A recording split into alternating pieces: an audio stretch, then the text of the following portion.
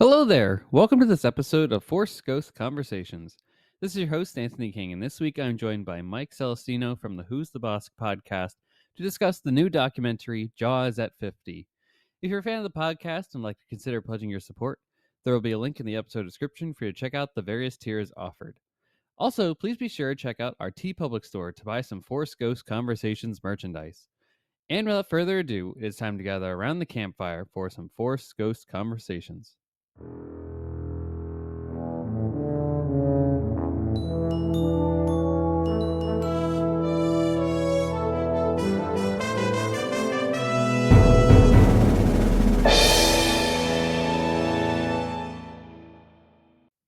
Welcome back to the Force Ghost Conversations, everybody.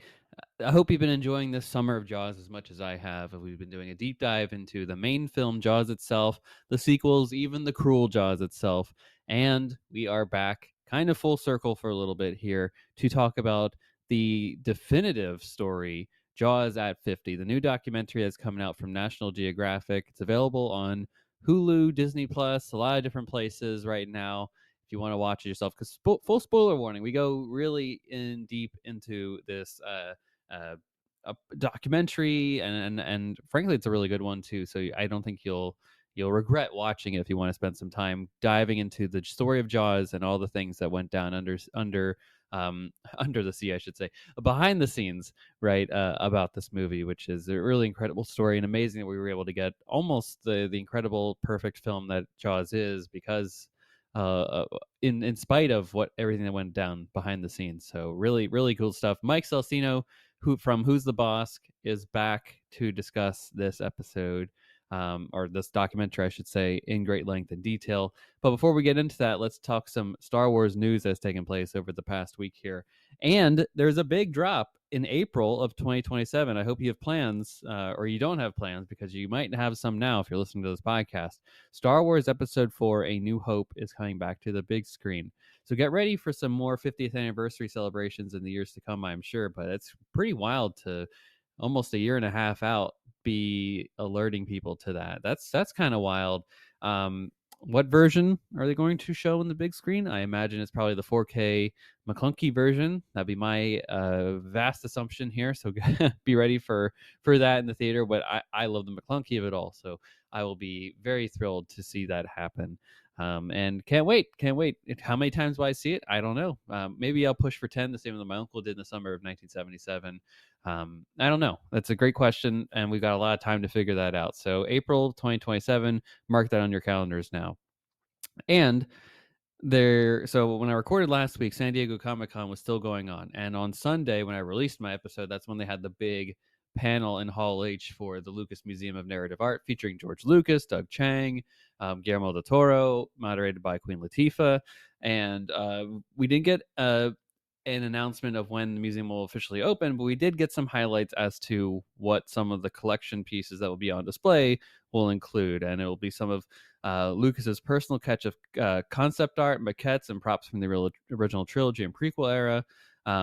And there will be some large pieces of things on display too. So full on life-size things of Luke's X-34 land speeder from A New Hope, a full 1-to-1 scale of the TSE-MEU 6 wheel bike that General Grievous uses in Revenge of the Sith.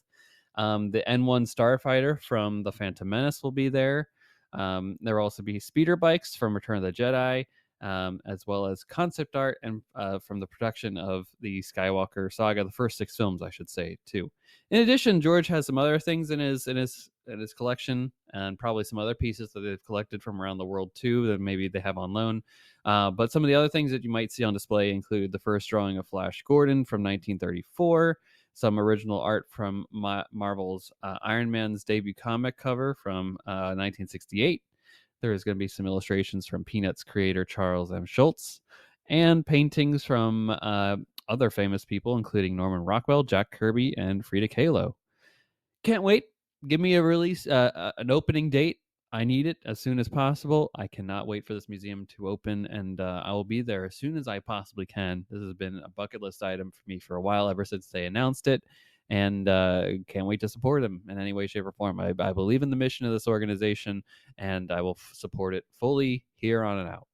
So, folks, that is all the news that I had this week in the Lucasfilm and Star Wars adjacent galaxy. On the other side of this very short break, we'll be back with Mike Celestino to chat about Jaws at 50. Stay tuned.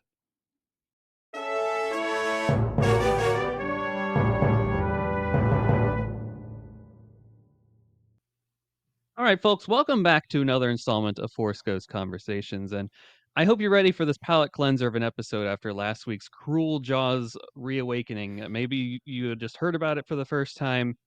Maybe you're a Cruel Jaws fanatic, because there are a few of you out there, and we found out very fast on the internet last week that there's a strong following for Cruel Jaws out there.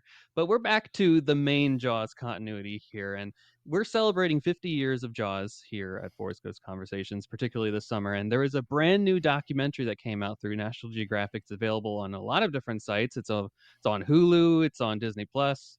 I think I even saw it potentially on YouTube. It's a lot. It's all over the place. Heck, if you got a digital copy of Jaws, it's available there. You actually could have seen it a couple weeks before it technically premiered, and it was a fun find one day that I had. But we're here to chat about this, and when I say we have a guest. Mike Celestino is back on the show. You may know him from the Who's the Boss podcast, as well as being the lead Southern California reporter and editorial director for Star Wars content at laughingplace.com. Mike, welcome back to Force Ghost Conversations, and how you doing? Hi, Anthony. I'm doing well. Recovering from San Diego Comic Con, but always excited to talk about Jaws. And I like this documentary quite a bit, Jaws at 50, and super happy to be back on your show. I do want to ask you about Cruel Jaws really quickly, because Go as somebody ahead, who please. has not seen Cruel Jaws, I would like to know what makes the shark. I'm assuming it's a shark. What Yep. makes the shark in this movie more cruel than the shark in Jaws? So I'll spoil a little bit for you here, because Okay. I have to get into a little bit of the plot in order to explain maybe some of the cruelty of it. This is a shark that's been experimented on by the U.S. government that is Ah, accidentally released into this Florida community, and that's how the terror comes from there. well, there you go. That explains it. I do hope they use the song "Cruel Summer" They in do the movie. not, but I will Okay. tell you, they do use the Star Wars theme twice in it. Really? That's interesting. Yes, it is jarring. It takes you out of it. You're like, "What? Is that Star Wars?" And the fact that they have the audacity to do it twice. It must be such low-hanging fruit that Lucasfilm wasn't even like, "We're not even gonna sue for this one. Right. It's not, it Not doesn't even worth it. matter." But even like Jaws footage from the first 4 films are included at various points in the movie, and, like, this is a very illegal film. It is. I don't even know how it exists. It is a Well, this I miracle gotta of see. things. Yeah. Yeah, You've now definitely, convinced me to watch it. definitely a commodity. If you're a physical media collector, there's a Blu-ray out of Cruel Jaws somehow. There is even a novelization of Cruel Jaws. Jaws 3D didn't get a novelization. I don't think Jaws the Revenge got a novelization either. Somehow Cruel Jaws did, and I might track it down because apparently it's better than the movie itself. And I can't even imagine there's a better version of what's out there. But that's the Cruel Jaws talk for everybody here. Thanks for coming back for more Cruel Jaws. You've convinced me to watch it, and I'll watch it, and then I'll listen to your episode all about it. It is available on Tubi if you wanna watch with ads, and it is Great. also available for free on YouTube. A couple of people have uploaded it there, and I can't imagine that YouTube is even trying to strike it down because of how illegal it is. It's just a weird circle of very, finicky legal issues that this film exists. Set in 1995, yet it looks like it was set in the mid-80s with all the hairdo and the clothing choices for it. It is a mind-boggling film. I'd be very intrigued to hear what you think about it after you take that deep dive into it. As a fan of cheesy B movies, I'm very much looking forward to it. It very much has that, like, The Room midnight screening vibe. Like, maybe watch it with, like, 5 to 10 people and just, like, Okay. bite the you know, take a bite out of this cake that is Cruel Jaws together. Great. Will do. Wonderful. Well, we're here to talk Jaws, and particularly Jaws at 50, the brand new documentary that has come out. And this documentary discusses and celebrates the first 50 years and legacy of the film. I want to start with your journey with this film, like the film Jaws, not Cruel Jaws. Yeah.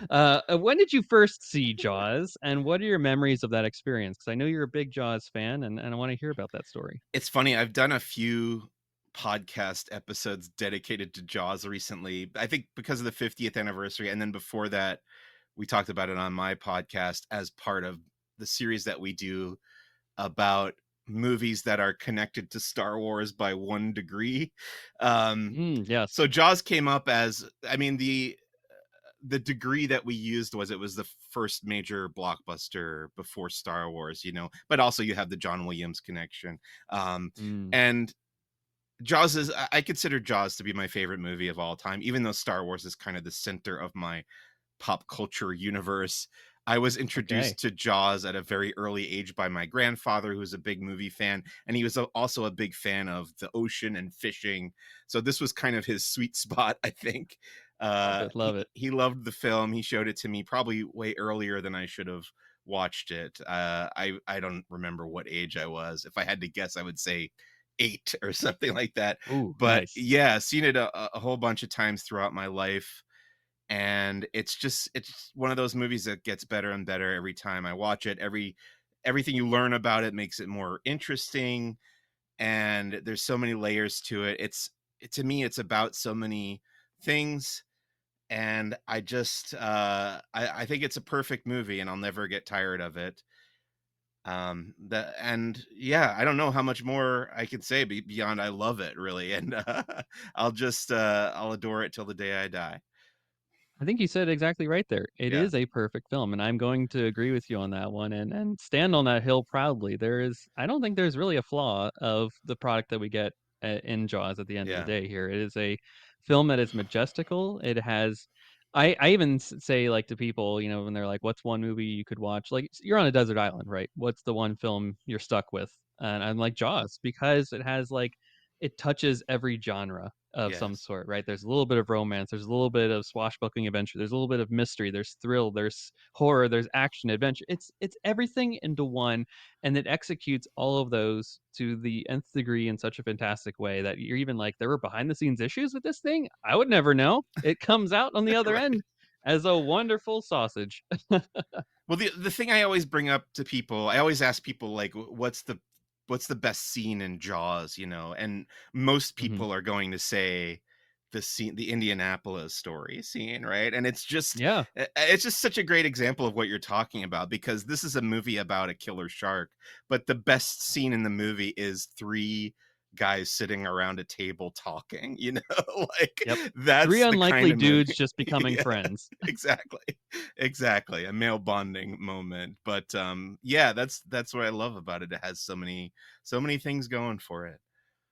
I mean, that's the thing I always like joke about when I talk about this movie with people is like how outrageously 70s it is in terms of its plot. Like them just like sending three guys out Yeah. into the ocean to try and kill this shark. Like only in the 70s could you get away with a plot like that, and I love it for that so much. It is a film that has a shark in it, but I would argue, is it really about the shark? It's I think Oh at the end of yeah. the day, it's about these three unlikely guys overcoming Yes. aspects of their own traumas and insecurities, and then they come back to shore new people afterwards. And maybe you don't watch sequels to learn about what happens to them afterwards. And it doesn't beg a sequel. Let's just say that the Jaws sequels are very interesting, but I think Jaws one just shuts that door, being like, this is great as is. You absolutely hit the nail on the head. This is another thing I say all the time these days, is that the best horror movies specifically are about how people come together and deal with each other, interact with Mm, each other in a crisis. yeah, um how people engage with each other in a crisis. And I think that Jaws is a perfect example of that. Another great example is The Thing. John sure. Carpenter's The Thing. I always cite that as another, like, right up there with Jaws as one of the best horror movies ever made. So yeah, I love it. Love it too. And before we get into the documentary itself, I did see that on Who's the Boss, you interviewed director of this documentary, Laurent Bouzereau, as well as Wendy Benchley, the wife of the author of Jaws, Peter Benchley, as well as a shark activist and conservator.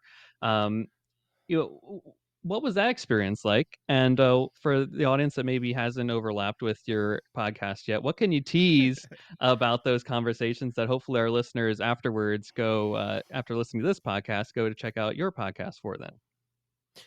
Yeah, well, the reason I did that was partly because we're kind of in an hiatus period for Star Wars right Yeah. now. Who's the Bossk is generally a Star Wars podcast, but we're in the middle of there's like a down period where Mm, there's not really anything coming out Star Wars wise on TV, Disney Plus series stuff like that.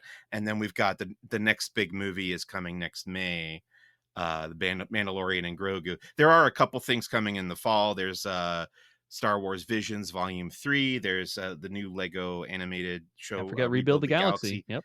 Yep. Has its second season, but between now and then, there's not a whole lot to talk about. And you might notice that was actually my last episode of Who's the Boss as of this moment, and it was like a month ago. So, yeah, kind of scraping the bottom of the barrel as far as like content goes.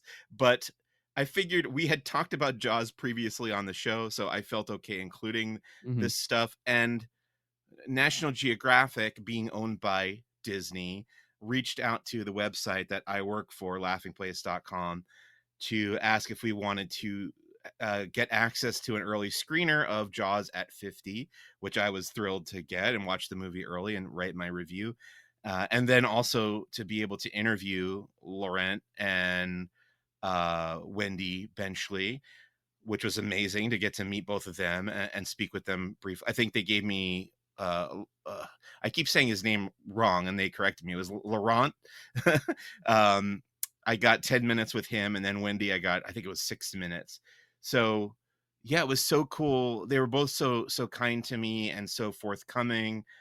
With Laurent, went back through his whole filmography on IMDb. I was just agog at how much, he's got this long list of behind the scenes Mm. documentaries he's made through the years, starting in the 90s with, one of his first ever projects was the 20th anniversary Jaws Yeah. documentary for the Laserdisc in the mid 90s. So I had to ask him about that. But he's worked with Steven Spielberg a whole bunch, and then he's done documentaries for a bunch of other movies. So it was really a treat. He did that movie, Music by John I was about to say, Williams, he just did that a recently, yeah. year or two ago. Yeah, which was great. And I got to see that in the theater at El Capitan Theater You lucky duck, in I'm jealous. Hollywood. And, of course, I had tears streaming down my face because, who means more to us as movie fans Mhm. than John Williams, really? Who has pulled at our emotional heartstrings more than John Williams? Anyway, great interviews. Yeah, we have the transcribed versions over at Laughing Place, and then you could go and listen to both of them on is episode number 232, I think, of Who's the Boss. And yeah, I thought it was a great opportunity. Love it, and folks, you got that episode, then you got 231 other episodes of wonderful content that Mike's put out over the years, so you got Yeah. some homework to do, folks. I say about maybe 100 of them are wonderful. I'm sure they're much more than that. Um, and that's so cool too, and it's so funny that, Laurent, gets to kinda do this again. I actually Yeah. got to check out the, in preparation for our Jaws, discussion episode for Jaws 1, let me just say, preface that. I did check out the, 1995, documentary. It's available on the digital copy, that folks may have. Maybe it's on the Blu-ray too. I'm not entirely sure. That's at least where I caught it. And it is very much a 90s film behind the scenes documentary. I don't know if you had the Mhm. chance to check it out recently, Mike, but some of the footage is actually used in this, but it's chopped up a little bit more. It was very much like, okay, let me chat about this sequence for like 5 minutes, then switch to another person to talk about something for 5 minutes, and then another thing for 5 minutes, and then so on and so forth. It's like 3 hours long. It's pretty extensive about what the film was trying to accomplish, and it featured a lot of people that unfortunately have passed away since that documentary has come out that aren't able to be featured in this to some degree. But have you actually seen that one before too? I think that I saw it a lot, probably saw it in college, Hmm. uh, back when we were actually watching Laserdiscs. I went to college, like, right on I I started college in the fall of 1998, which is right when DVDs started coming Nice. out. And I remember the film school at USC had a library of laserdiscs that you could go in and access. And Nice. my friends and I would go and watch like some of the behind the scenes featurettes on there. So we probably watched the Jaws one. I don't remember whether or not I've seen it, to be honest with you, but I've definitely seen the other famous Jaws documentary, which is called "The Shark Is Still Working," Yes, isn't that which like is the a Martha's good Vineyard one too. focused one? Or they like is it done by Um, them in that area, I guess? I don't remember who made it, but it definitely has a lot of Martha's Vineyard Got content it. in it. Yeah. But a lot of behind the scenes stuff too. Yeah. Cool, cool. Because I think that one is also on the not the DVD, but the, digital copy of feature. It's, like, chopped up, though. It's not like one long, hour and a half, 2 hour. It's, Okay. like, 9-minute clip segments of it, which I did catch a few of those, but, I think it did Hmm. say, like, the title of that, and then went into whatever the content was specifically for that. But I also think that one was fairly good too, and had a bit different angle to it than either of these documentaries had. But this version, Jaws at 50, is literally like Jaws at 50 colon the definitive inside story. Yeah. So that's what it claims to be. Do you agree with that statement now, having watched it and reflecting on it a few times? Is this iteration of the documentary perhaps the best, showcasing the behind the Yeah. scenes of this classic film? It's a good question. I don't know if I would consider it the definitive behind the scenes look at Jaws. I would say I do really like this documentary. We watched it a second time. Oh, I saw it a second time last night in preparation for this podcast with my wife who had not seen it before. Um, I really like it a lot.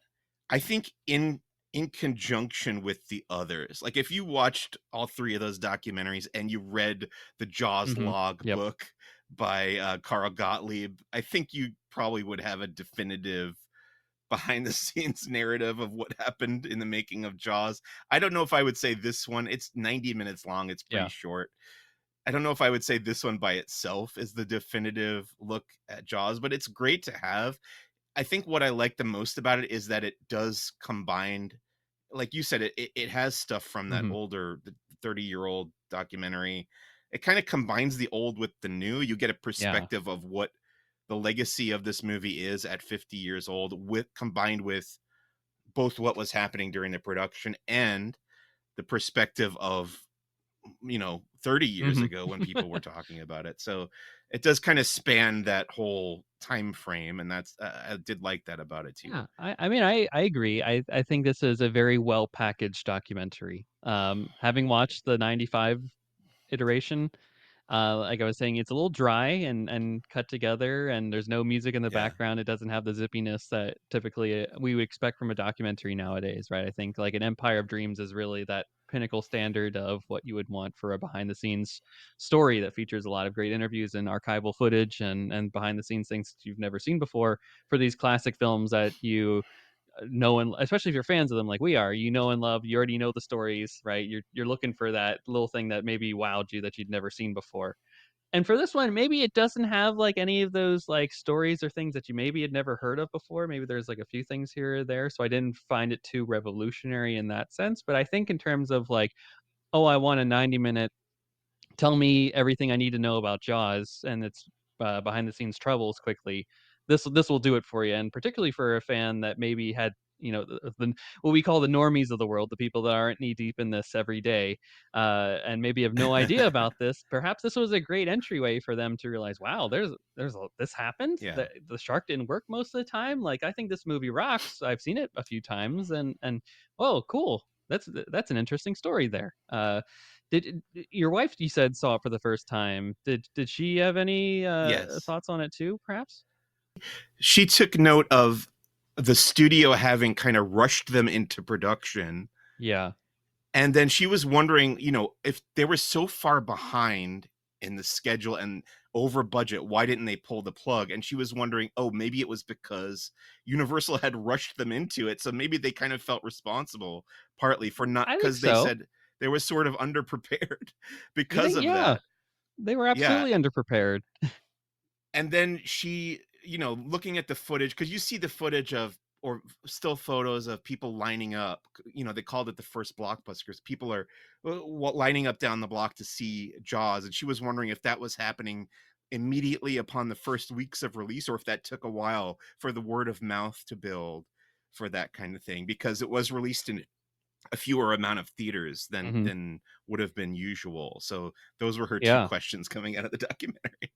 Yeah, and the whole staggered amount, like, people aren't, like, in today's even, like, 20 years ago, right? We are not used to how films came out in, like, certain cities, and then slowly but surely around the country, they started adding more and more cities and screens to Yeah, things, right? We're used to, "Okay, Friday or Thursday, 7 PM, that's the first showing across the USA," and, it's a different time, and that's a great question too. At least they had that footage of, like, Spielberg and the, other director and the critic going, was it Scorsese and Spielberg and that critic lady at the beginning where they were, like, doing that home footage video where they saw I the, think it might at have least been at John LA, but Milius. yeah, yeah, Yeah, maybe, yeah, and so at least maybe LA on opening night had that, around the block kind of vibe, but, like, did Davenport, Iowa have that right. a couple months later? I mean, maybe because of the spectacular reviews and the word of mouth of being like, "You gotta go see this," and they heard it from their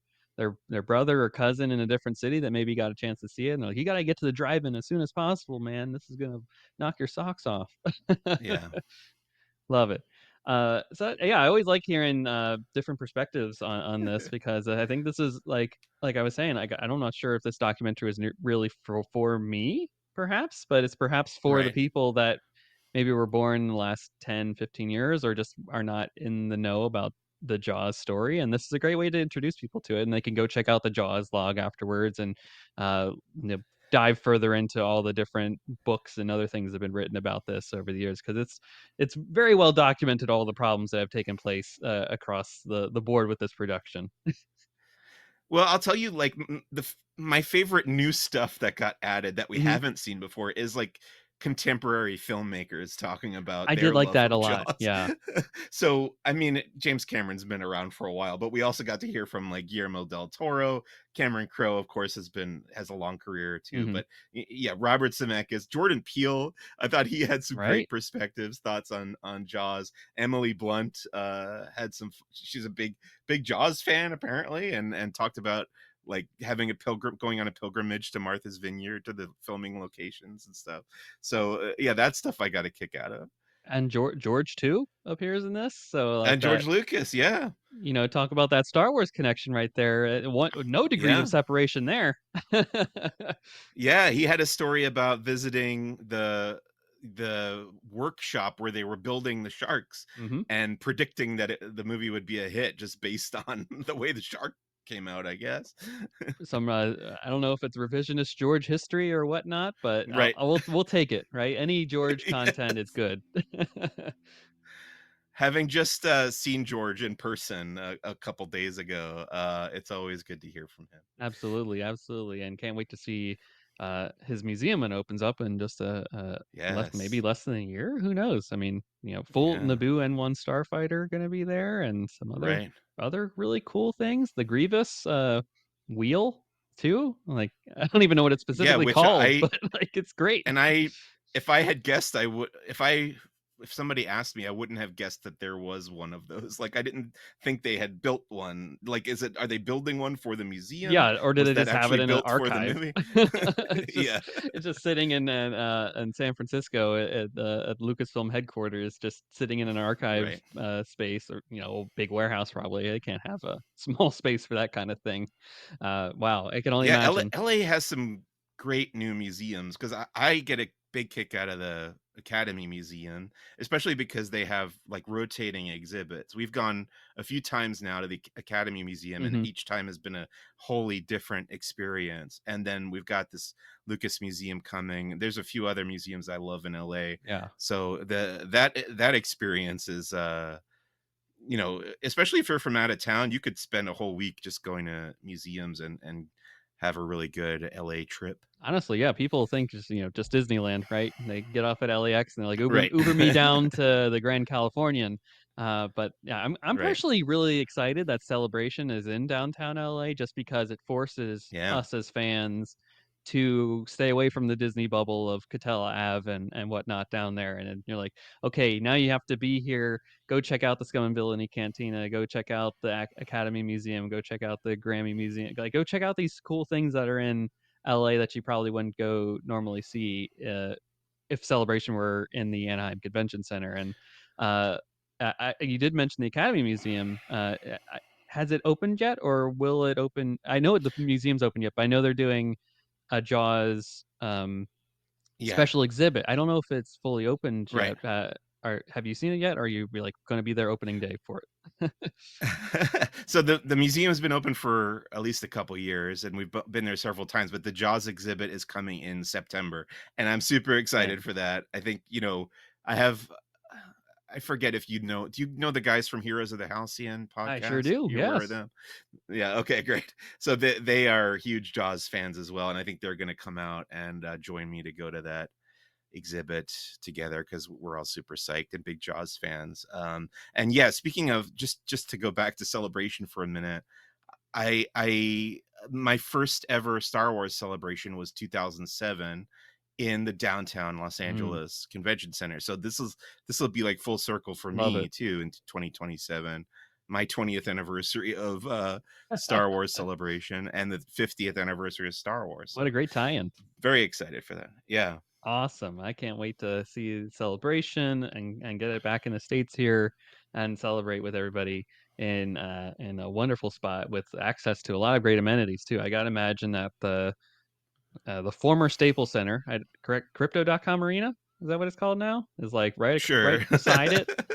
I believe I you. gotta imagine they'll be doing some big panels over there to get as many Maybe. people as possible in that space and to utilize That like would the be great nice. sound systems that they've got there. I can only imagine. Yeah. Um, yeah, so within this documentary, I personally found Spielberg's brutal honesty to be really refreshing, and some of like the new bits that I found within this documentary. So, as a fan of the film Jaws, how does it make you feel now knowing that Spielberg suffered for years afterwards with PTSD from the filming? There was a saying, kind of an idiom in film school: pain is temporary, film is forever. I'm sure you've heard this before. Um, and I'm sure, I guess that goes for psychological pain as well. And yeah, I feel for him. I have briefly here and there worked in production Hmm. on my own stuff and on other people's projects, and it's not for me. I think I quickly kind of learned that I don't really like film production because it's super super long hours. Hmm. It's a lot of tedium. Robert was it Robert Shaw? No, it was I'm blanking on Chief Brody's name. Is Oh, I'll just look at Yeah, the you poster here. blanked too. Roy Scheider. Roy Scheider, It's there we helpful go. when you got the poster right above your head here. You can just look at Yeah, the big there we three. go. Roy Scheider has a line in this documentary. It's archival footage from the set where he talks about he says it's not the length of the take that takes a long time. It's the waiting for the he has a Mm, very clever way of saying it, but it's waiting for the setups to be ready. It yeah. takes a long time, and shooting on the water and with the mechanical shark and everything and the boat sank and everything just made it more and more complicated. And they went months over schedule and over budget and everything. So yeah, I feel for him, and it's honestly, that's part of what makes somebody a great filmmaker, is the ability to endure that kind of thing. Mhm.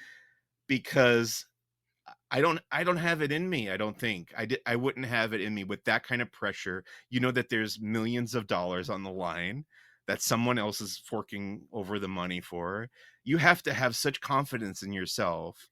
And he did. And he Spielberg tells that story of sitting down with, was it Sid Sheinberg or Mhm. somebody from Universal, and he asked them, what do you want to do? Do you want to go back and try to film the rest on a soundstage or whatever? And he's like, no, I want to. After all that, he still wanted to push through and finish the movie on on Martha's Vineyard and in the waters out there. and it's an amazing feat, and it turned out so well, and got him final cut, as he said, for the rest of his career, and the rest is history, and I'm glad that he did it. And what was your question? Am I glad that how does it make me feel knowing that he suffered Yeah, for do you years? like Yeah, do and you he when you're sat watching it, are you like, "Oh my gosh, this man I love right. this movie so much, and he just suffered every day on this Yeah. thing." And not only during production, but for years Yeah. afterwards, he would go and sit on the Orca. By the way, he didn't tell the story in this documentary, but I've heard him tell it elsewhere. Some other interview where he talked about one day Universal Studios Hollywood just decided to get rid of the Orca, Mhm. and they cut it up and they threw it away without telling him or asking him, which is That poor guy that it on the just other end of the phone call infuriates that he me. had to make afterwards. Yeah, and this would have happened in during the period where I was living in Los Angeles. So at some point, the Orca was chopped up and sitting in a dumpster somewhere, and I could have gone and, like, That's right, you could have taken been taken a some piece dumpster of it. hopping and found a piece of the Yeah, orca to hang and on your I wall. would have. Trust me, I would have. Um, but that's heartbreaking in and of itself. But, yeah, knowing he had PTSD for years after the making of this movie, I do feel for him, but can I say that I do I wish that he hadn't gone through it? No, because he made one of the best movies ever made, and I'm glad that it exists. I don't think he regrets it either.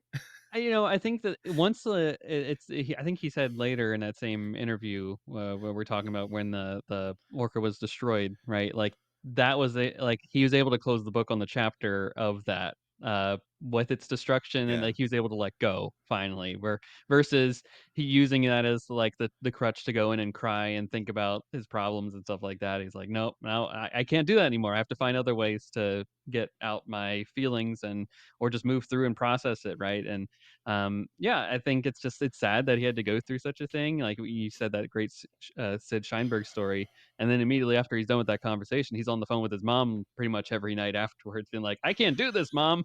I don't know how I'm gonna yes. do another take of this thing tomorrow, or somehow gonna mangle some aspect of this movie together in some way that resembles somewhat of the script that we have 16 versions of." um, it's fascinating that this film even gets completed, and the fact that it's almost a perfect film at the end of the day is even more astounding. Could you imagine like this film comes out 2025 and it's filmed in 2024 and it's this like big hotshot director with all the problems and the way that we have social media and the way people react to even a slightest bit of reshoots these days and that negative press, like could you imagine how this would come out today with all this stuff? It would just be it, society would reject it before it even hit theaters. Right, right. Yeah, I remember, I was in my teens when, the movie Waterworld was in Hmm. production, and I remember it was really the first period where, like, because the internet was just getting started, and it was the first period where, like, movie behind the scenes movie news was really in the Yeah. forefront. Like, people had access to that news. It wasn't just within the industry, like, people out in the world just had access to movie Yeah. news about movies that hadn't even come out yet. And I remember reading about, like, oh, the troubled production of Waterworld. Yeah, and Jaws, yeah, exactly, it would have been so much worse. and uh, the funny thing about doing this series is learning that the same problems for Jaws 1 happened with every subsequent Jaws film. They never really learned how to do mechanical shark in the in the deep blue seas with the Right.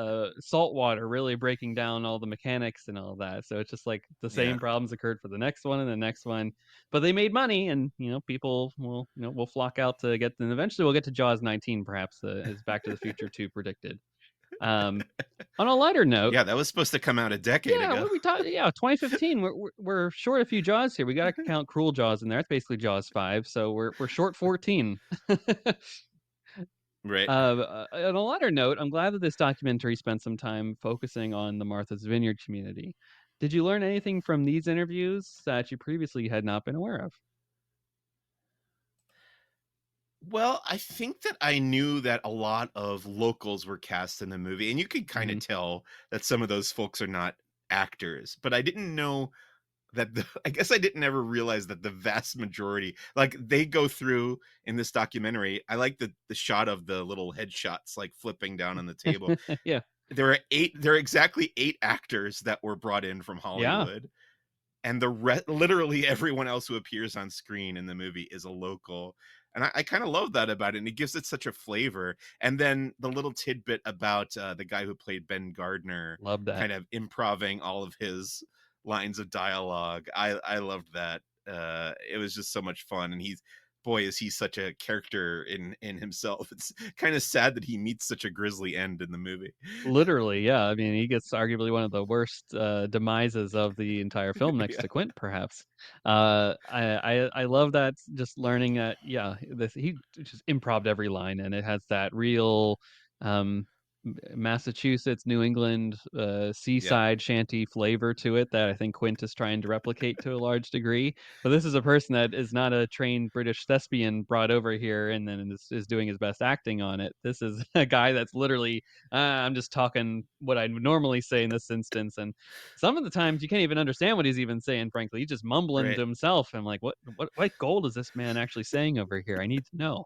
Um, and They'll like be sorry their fathers ever met their mothers. that's right, and then like our everyone's favorite. Oh what? Guy.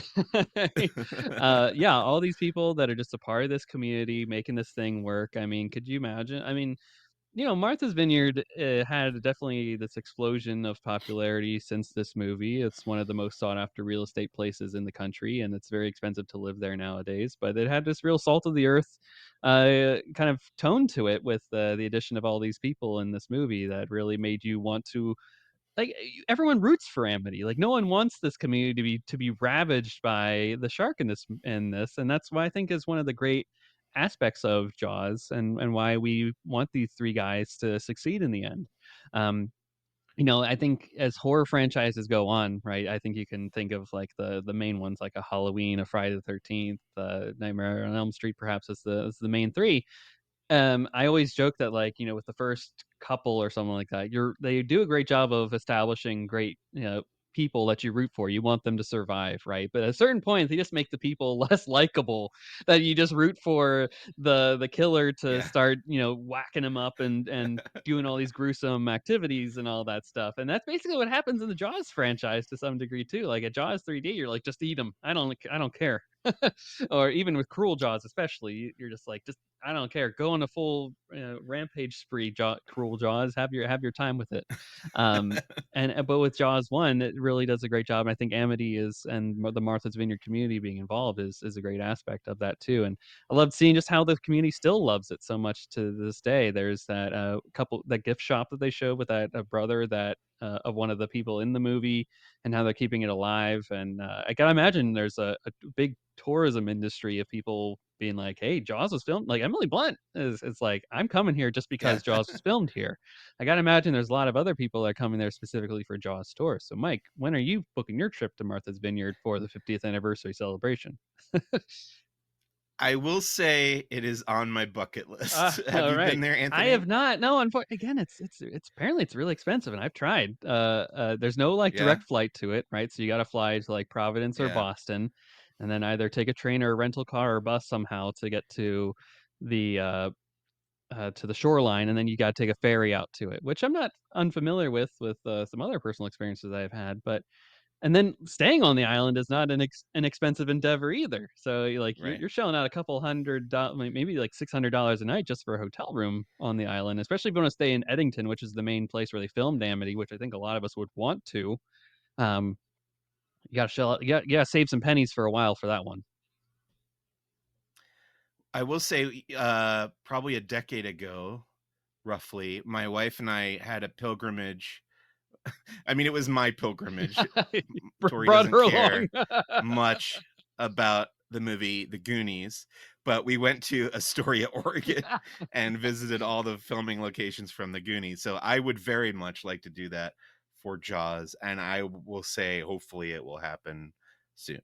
Yeah, there's it's more. I think there's more to the island than just Jaws. So there, one Yeah. day can be devoted to the Jaws sites, and then you just go to the beach for the rest of the time and just enjoy that, or walk around this charming, idyllic community with this great Cape Cod architecture and beachside flair to it. That it could make for a very wonderful vacation and relaxing too. So I hope that you're able to make the trip someday out there. Me too. So this documentary also spoke a bit about the legacy of Jaws and the many impacts it has had over the years, both in entertainment and beyond. So this legacy includes efforts in like shark preservation and conservation. There's the Daily Jaws social media account that posts regularly and now has its own podcast too. And even the Shark is Broken play, which is actually playing at Martha's Vineyard right now, which is really driving me crazy that I can't go see it out there. Oh, So what is your favorite kind of I did not know that. yeah, so what is your kind of favorite Jaws-inspired effort over the last 50 years that you've seen? Well, I love the ride at Universal Studios Florida. Did we Oh, talk rest about that rest in peace. before we started rolling Yes, or we after did. we started? Yeah, Okay. before. So I grew up on the East Coast. I lived in New York, Long Island, New York, and then I moved to Florida for a few years uh, when I was a kid. So I thankfully got to go on Jaws the ride probably half a dozen times, maybe. I loved it. It was awesome. It's terrifying. Gosh, I went on it a couple So times good. with like younger kids in my family, and they were so terrified by that Oh, ride. and different Uh, experiences, daytime and nighttime, yeah. like, whoa, what a blast. Literally. Right. And I was heartbroken when they took it away, even though I will say the Diagon Alley at Universal Florida is really impressive too, which is what they replaced it with. Mhm. Anyway, it's still open now in Universal Studios Japan. We were planning on going there to see it again, which would have been great while we were in Japan for Star Wars Celebration this year. But unfortunately, we found out it was the ride itself was under refurbishment during that period. Gives me an excuse to go back to Japan. Yes, would definitely love to see it again. I'm not the kind of person who likes watching, even though it's part of my job. I Mhm. don't like watching videos of theme park rides on Mhm. YouTube or whatever. Like to me, that it kind of defeats the point. Like the It's whole true. point of the theme park attraction is actually being there and seeing these things in person in front of you. So I don't like revisiting that kind of stuff on YouTube. So hopefully I will get to go on that ride eventually. Again in Japan. Let's see. I don't like the video game, the Oh, Nintendo video game. not a fan? That's Oh, man. many hours were spent That's come up a frustrated by few that times in game. these discussions here. Yeah. Yeah. I don't like the sequels, I'm sad to say. I feel like they kind of missed the point and missed the spirit. In going through the sequels for your podcast, Anthony, I'm sure you found that probably 2 was the best, right? Yes, I will say 2 is if you're saying from a quality perspective, 2 is definitely the best. Now, which one did I have the most fun with? The answer is Cruel Jaws, but if we're not counting that one, Okay. then I think maybe Jaws 3D, we had a great fun Yeah. time just not necessarily ripping apart, but we had some intellectual conversations about the capitalism of it all and why SeaWorld would want to be involved with this in some way, shape, or form. And just, like, the 3D of it all was a funny thing. So there is a soft spot in my heart for the sequels versus if you'd asked me 10 years ago, I said never watch them. Your time is better spent doing other things. But now I'm like, enjoy the ride. It's not wonderful. Have a great time. Just enjoy it for what it is. So I've softened a bit on them. Can I tell you a this is like a semi funny story about Jaws Go ahead. 3D. You can feel free to cut this out if you want. I whenever we would go to SeaWorld here in San Diego, Hmm. south of LA, they have a kind of a moving walkway that goes through a glass tunnel Hmm. in a shark tank, and there's sharks all around you, right? And I love it. I do that every time I'm there. And I always used to say, "It's coming through the glass," and then somebody would go, "Oh, what's that from?" And I go, "Oh, it's from Jaws 3D Jaws 3D, when the man. shark comes through the glass." And then I looked it up and I realized it's not like nobody actually says No, they that just in all that like movie. stare at it. Yeah, the line "It's coming through the glass" is from Jurassic Park. That's where I got it from, when the Velociraptor jumps through into the control center. Anyway, that's my Jaws 3D story. No, that's a great There story is actually, Mike, because in Yeah. that episode, we actually talked like, did they just like they were ahead of the curve in a little bit with Jaws 3D because they do a lot of similar elements better in Jurassic Park, but the formula is really there for the theme park destruction animal. Right. That's true. That's true. Although Michael Crichton did pioneer that genre with, He Westworld, sure I did will though. say. Yes. We're all just copying one another. Sure, yes. I don't know. I wonder now if we did a little bit of research, is there a theme park gone wrong story before Westworld? That's a fair Is that point. I don't something that know. exists? Oh, We someone's have to copying look someone into it. else there, I bet. Yeah, there's probably some story Yeah. about some 1930s carnival thing gone awry, right? Yeah. Some Great Depression story of sorts, right? But yeah, Yeah. I think the follow-up question here is, will you ever go to SeaWorld Orlando where they actually filmed Jaws 3D as like a pilgrimage? Is that your actual pilgrimage to see Oh, the filming locations so for I guess Jaws 3D? I haven't been to SeaWorld Orlando since I was a kid, but I didn't realize that that was the filming Oh location for yeah, that movie. I guess it makes sense. But I've been, but not in decades. to like it'd be crazy like like what are you here for? Oh well, are you here for the rides? Actually no, Right. I'm here to see. I'm here paying my respects to where Jaws 3D was filmed and to see all the locations where It things would be happened. funny to do. You've probably seen on Instagram, there are a couple accounts who do like movie locations, and they have like the Hmm. shots printed out, and they'll hold it up in front of where they were shot. Like they'll do the Ghostbusters firehouse or Yeah. some things here in LA, the Bat Cave or whatever. But that would be funny to do for Jaws 3D because nobody would No, care at it all. was Uh, low engagement posts, I'll tell you. They'll just like just for right. the fun of it all. We just happen to be at SeaWorld. We'll take some Anyway, pictures. that brings me to my favorite Jaws spin-off. What did you call them? Like legacy Uh media, perhaps. Many Yeah. impact legacy, yes. Jaws media account. What's your favorite Jaws inspired effort? Okay. There is a board game from Ravensburger. Do you know Oh, about this? I think I might know what you're talking about here. Okay. This probably came out within the last 7, 8 years. Yeah, roughly about that. I would say 2018, 2019 is when it came out. Hmm. Jaws the board game. That's what it's Oh called. I don't yes. think it's called the board game. I think it's just called Jaws.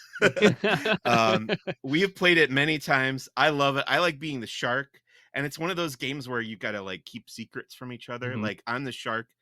I don't tell people where I'm going Oh. because there's like a map of the island and then there's a map of the ocean around the island. And you don't tell the other players where the shark is. And the other players are Brody, Hooper, and Quint, and they have to hunt down the shark. And that's the first half of the game.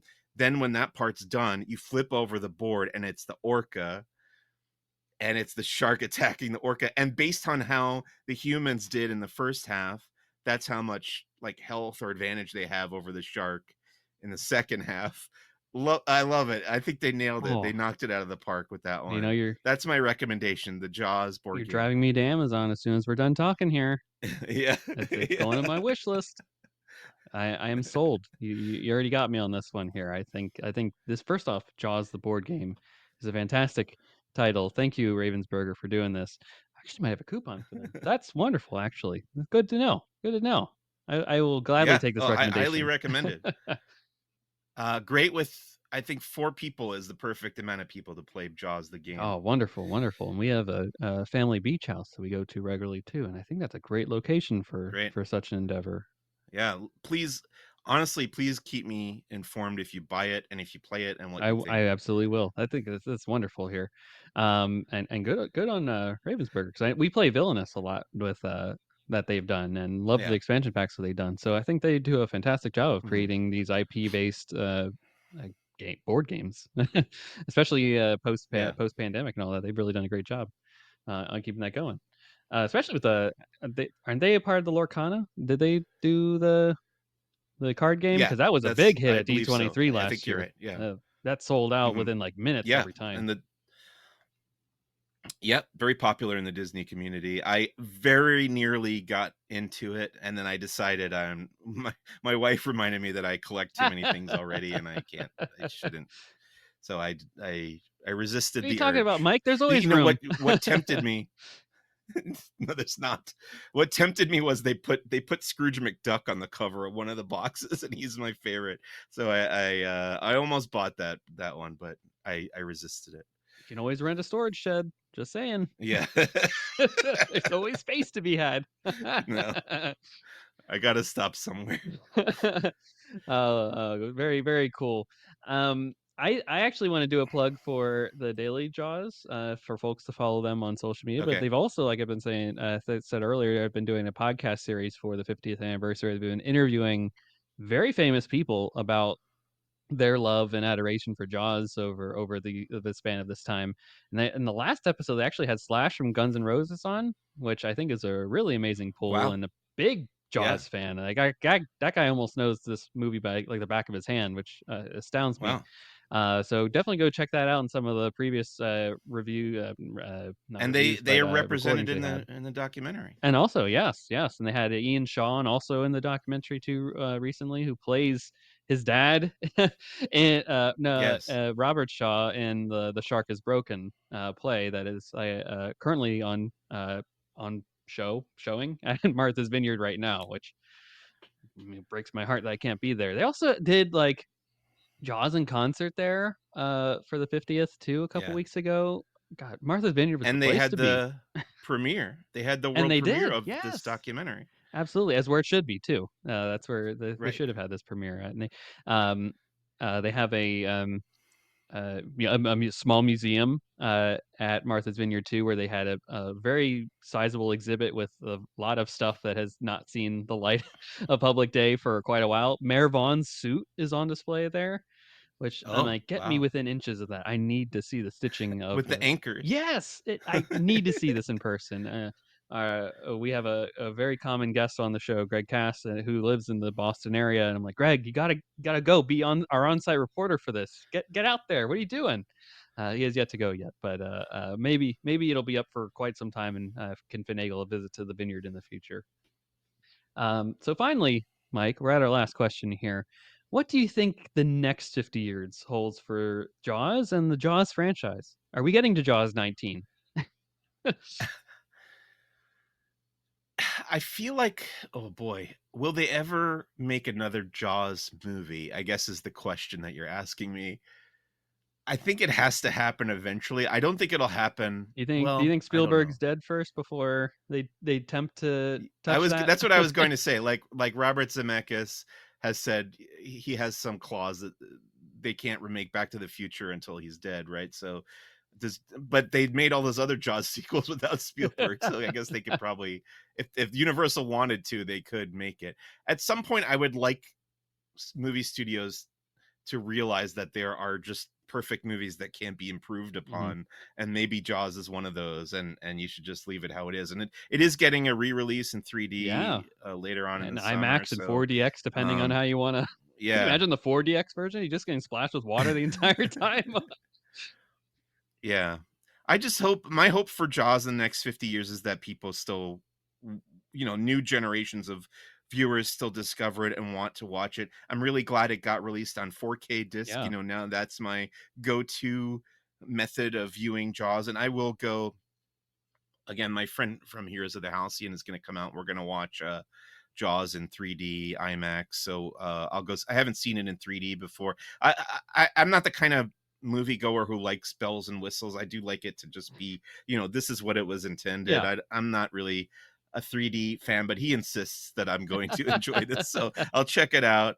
But yeah, I think my hope is that it just endures and that people will remember it, like Shakespeare. Mhm. Like 100 years from now, people are still, a couple hundred years go by and people are still quoting Jaws and loving Jaws the way we watch Macbeth and Romeo and Juliet in the park or Yeah. whatever. Yeah, I hope that is exactly Jaws in the park, right? Everyone's that favorite outdoor. Yeah. I actually had seen it outdoors, Yeah, when we lived in DC. The Kennedy me Center too. did a free screening on a wall there, and I was like, we are going. This is Jaws for free." we There's Yeah, we saw it on the beach, oh my here in gosh, Southern even better. California one year, which was great. That was a I don't even like outdoor movie screenings, but that was a perfect one. So, no That is great complaints there. ambiance. I mean, maybe the only better way to see this Yep. film is actually on Martha's Vineyard. Right. That's a pretty peak experience there with that one. So I hope that that continues to be a thing. Like people just get trendy with like, let's see Jaws as a communal experience. Let's see it outside and with an orchestra perhaps, Yeah. or see it in these fun, wacky venues in a pool. Right, everyone's just in their inflatables. Is just chilling out while watching this in the while on the water. Like, what a great Right. fun ride that would be. Um, I'm hopeful for this franchise. I think there's a lot of interesting space that could go, perhaps. Um, First and foremost, I think let's bring back the Jaws ride. Come on, Universal. You just opened up Epic Universe down here. If either Right. an expansion there at Amity, or in Islands of Adventure, there's some areas that are perhaps getting a little outdated with the community, right? There's some water rides over there that are based off of 1930s cartoons and Betty Boop and all those characters and Wimpy and all that. So like, maybe if they want to just transition that into Amity, perhaps that could be a feasible way to do so since it's already got the water connection over there. Or, I can't imagine that Universal is going to have the Marvel license over on this side of the coast forever too. They've got a whole section there devoted to purely to Marvel characters that aren't even connected to the cinematic universe. So perhaps they have an open avenue there by which to reinstall a little bit of Amity for the goodness of everybody that hasn't Yeah. experienced this in a while. But I think maybe a movie once our unfortunately our great director Steven Spielberg is no longer with us. Whether it be a pure reboot of Jaws, maybe could happen. I've always been the proponent of let's do the sequel that just vaguely references the original, right? I've had this idea for a while where it's like, all right, maybe like Hooper wrote a book about us, right? And it's like someone in the Gulf experiences a shark problem, and he reads the book, or they read the book, or something like that, and then it's some Yeah. ragtag group that goes out, and it's very similar to the story, but could be a way to reinterpret for a modern audience while also respecting what's been done before. Well, I will say, since we're pitching Pitch me your things, story. Let's go.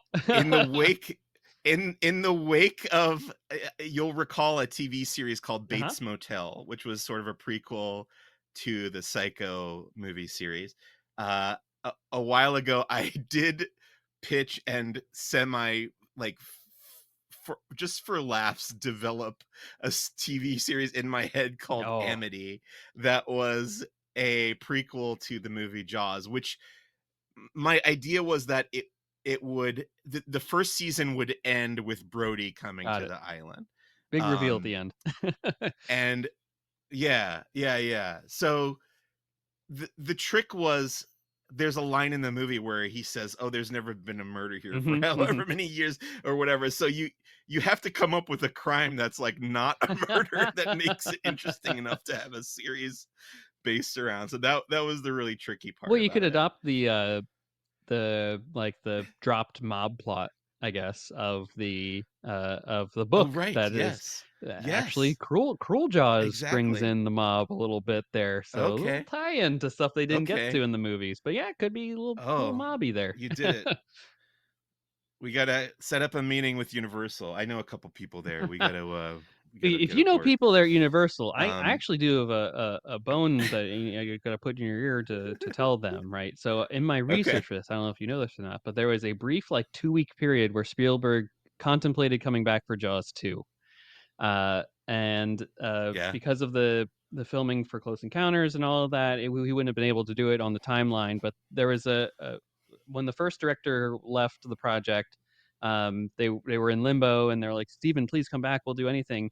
And he was like, "Okay, but I'm gonna write my own script." And he wrote in a weekend a script of Quint's backstory, the story of the Indianapolis and his experience on that. So there is a Oh, wow. full Jaws prequel script written by Steven Spielberg in the Universal lot about his experience on the USS Indianapolis with Ah, the 80th anniversary of the end of World War II. In fact, the 80th anniversary, I think tomorrow, of the sinking of the Indianapolis. Uh, That's a gold mine just sitting in someone's office space Yes. or some archive or something like that. Release That the Spielberg Indianapolis script. Come on, guys. yeah. Or just I think Spielberg should make it now. That's right. Make it. Don't even need to tie it into Jaws. Just make an Indianapolis movie and just have a guy named Yeah. Quentin walking around. Can I give you my one nitpick about Jaws at 50, the documentary? We Go really ahead. didn't get into it, Yeah. but you can cut it in wherever you like. There's a bit in this movie that's a little deceptive. Mm, I found it to be a little deceptive. okay. And I don't know if you noticed this, Anthony, but when they're talking about the aforementioned Academy Museum and the shark model that's on display there, they don't mention that this is not one of the screen used, Hmm. at least to my understanding. The shark on display at the Academy Museum was not screen used. It is a shark made from the same mold Yes. that they Yes. used to make the shark in the original film, but it was never used in the making of the movie, to my I agree. understanding. Yeah, that It was a was little on. It misleading. was yeah, it was famously you would drive past it in the valley here. It was in a junkyard on a big pole. You would go and see the Jaws shark for a long time, and that's where they got it from. You could see how it was beat up from like just sitting out there in the weather. In the documentary, you can see that. So I did find it a little deceptive. They made it seem like that was the shark from the movie when I'm pretty sure that it's not. Yeah, I think you're exactly right on that one, and it's unfortunate that no one was able to track down every piece of the broken orca to then reconstruct and put back together for the Right. museum too. Come on, guys. That would be Someone's gotta something. track it down in LA. It's probably lost all time in history now. It's some landfill, but, Yeah. shame, Right. shame. But it is cool that they have at least some Jaws representation there, and I'm glad that it's getting a big exhibit later on this year, in just a month, a little bit over Yes. here too, and it's gonna last for, like, a year too.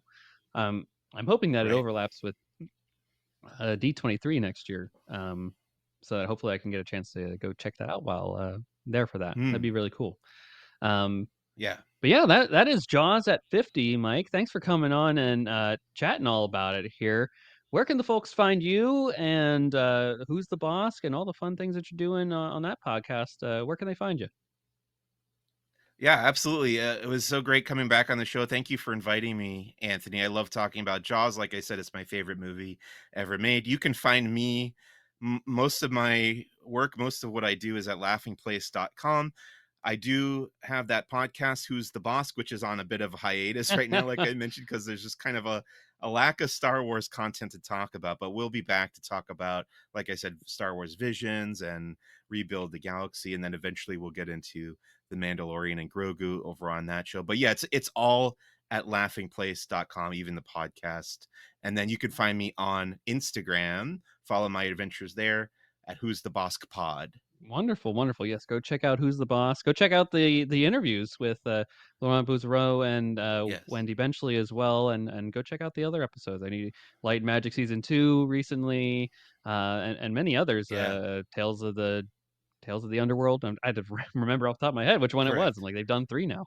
Yeah, Tales of the Underworld, and of course your Andor discussions too were great as well. So go check out all those folks. Thank you. And thank you for listening to this episode, listeners. And we'll be back next week with our final installment of this Jaws series, talking about that much beloved Jaws the ride that no longer exists here at Universal Studios Florida, and we'll make our pitch in that episode for perhaps a resurgence of that ride in some way, shape, or form. And until then, may the force be with you. Take care.